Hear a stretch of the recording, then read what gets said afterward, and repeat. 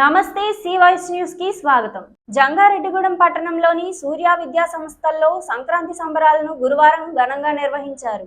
ఈ సంబరాల్లో భాగంగా విద్యార్థినులు తెలుగు సంస్కృతి ఉట్టిపడేలా దుస్తులు ధరించి రంగవల్లులు వేశారు. అనంతరం భోగిమంటలు వేసి దాని చుట్టూ తిరుగుతూ పాటలు పాడారు. ఈ కార్యక్రమంలో మాజీ ఎమ్మెల్యే గంటా మురళి ముఖ్య అతిథిగా పాల్గొన్నారు. విద్యా సంస్థల correspondent Karuturi Ramadevi, principal ECHS శ్రీనివాసరావుతో కలిసి విద్యార్థులకు బహుమతులు అందజేశారు. ఈ సందర్భంగా ప్రిన్సిపల్ శ్రీనివాసరావు మాట్లాడుతూ విద్యార్థులకు సంక్రాంతి పండుగ యొక్క విశిష్టతను తెలిపారు. ఈ సంబరాల్లో భాగంగా విద్యార్థులు నిర్వహించిన సాంస్కృతిక కార్యక్రమాలు ఆకట్టుకున్నాయి.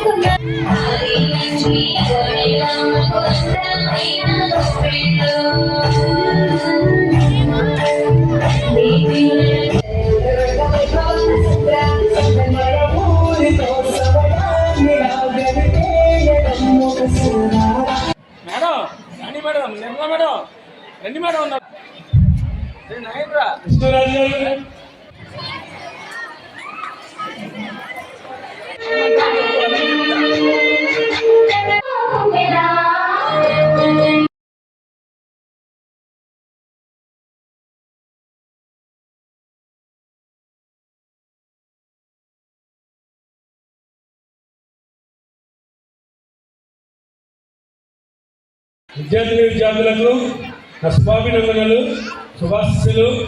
ఈరోజు మనం సంక్రాంతి పండుగని కొంచెం ముందుగా జరుపుకుంటున్నాం మన కాలేజీ తరఫు నుంచి. అంటే సంక్రాంతి అంటే ఒక పెద్ద పండుగ మనందరికీ.